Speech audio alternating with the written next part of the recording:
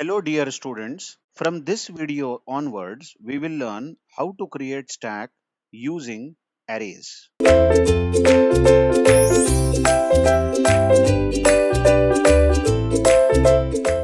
Basically in the previous 4 or 5 videos we saw how to create the stack data structure using linked list, and we saw the program for doing the same in big detail. Now actually stack, as you all know from our earlier discussion, is a LIFO data structure, last in first out. So whatever is added last will always come out first. Basically, stack can be created by using single dimension array. But along with this single dimension array, there should be an integer counter called top. So actually, if you are asked how do you create a stack, you can say stack is created by declaring an array of some size, of some fixed size. Array always has fixed size, isn't it? Some size, and along with this array there will be a integer counter called top. Now top is purely an integer variable, whereas array will store the values that you want to push in the stack. Down here I have shown the diagram of a stack. Now this stack, or the big box that I have drawn, the outer box, is containing two things. It contains the array A as shown, and this array has fixed size. You can see that the array runs from index 0 to index 4. So it has a size of 5. Along with this array, there is one integer variable called top, which I am underlining. This top is purely an integer variable, and it will be useful for us to tell that which is the topmost element stored in the stack. You can just imagine this array. I am drawing it again over here like a bucket. This array can be thought of as a bucket. And now if you are asked to push 10 in this bucket, then you will push 10 in such a way that 10 will join the 0th element. And then if you are asked to push 20 in this stack, then you will push this 20 in such a way that 20 will join the first location. Next will be 30 and so on. So as you go on pushing the values in the stack, these values get stacked on top of each other. This is the array A, which is now going to hold your values. And there is one more integer variable called top. This top is purely an integer variable, and in this situation, top is going to be 2. Just observe, value of top equal to 2 means that in this entire array, which I am marking right now, we have stored the last element, or rather the latest element, at second place. And that's correct. 30 is the topmost element, which is stored at the second place. Let's say we push one more value in this stack. Let's say 40. Where will 40 go? 40 will go on top of 30, and it will become the topmost. But then if we are pushing 40 in the stack, then the top variable, check at here, which I am striking out. Top variable can no more be 2, it should be 3 now, because it is indicating that now the topmost element is not at second place, but the topmost element is at third place.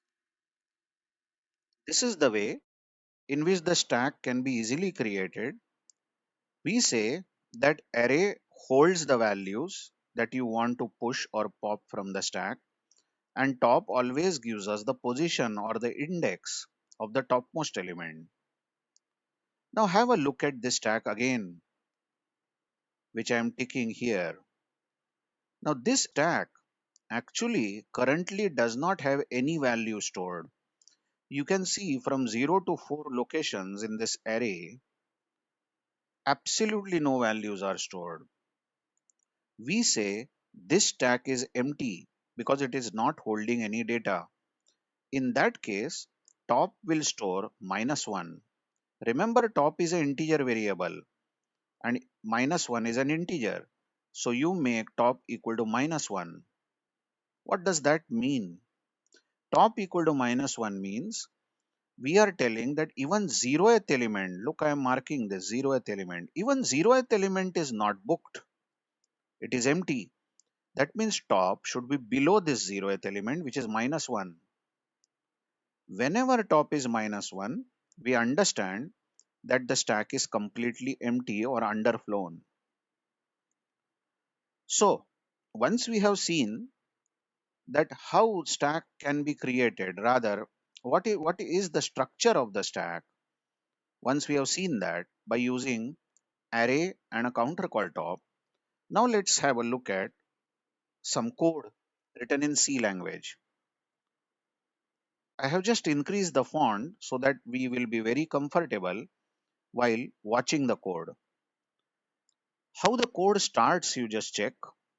The code actually starts by declaring a structure called stack. You know that structure is a group of things. Inside a structure, you can group multiple things, isn't it? And just now, as our discussion went, we said that if we are calling this big box as a stack, correct? Then this stack has an array and a counter call top. The name of the array is A. So this big box, which we are talking about, is a stack. And stack is now comprising two things: array of fixed size and counter call top, which is int top as written here. Well, before the struct stack declaration, some small little things are done. Like I have defined a constant called size with the value 5. So instead of declaring this array as int a square bracket 5, instead of writing like this, instead of this 5, I have written the word size, which is a constant and its value is after all 5. So int a square bracket size means that we are declaring an array of 5 elements. That means the element numbers are going to be 0 to 4. That is how you declare a stack as a structure. Come again. If you want to make a stack using array and top, then simply declare a structure called stack, which will contain an array of fixed size, here it is 5, and an integer top. These two things will make a stack. Now, once we have seen how the stack is made, we will see the operations on the stack. You know, major operations on the stack are push and pop. From our earlier discussion, when we created stack using linked list, you also know importance of empty from that program. This empty function is going to check whether the stack is empty or not.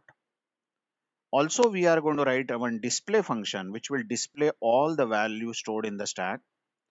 And destroy has been just added with me, which will destroy the stack instantly.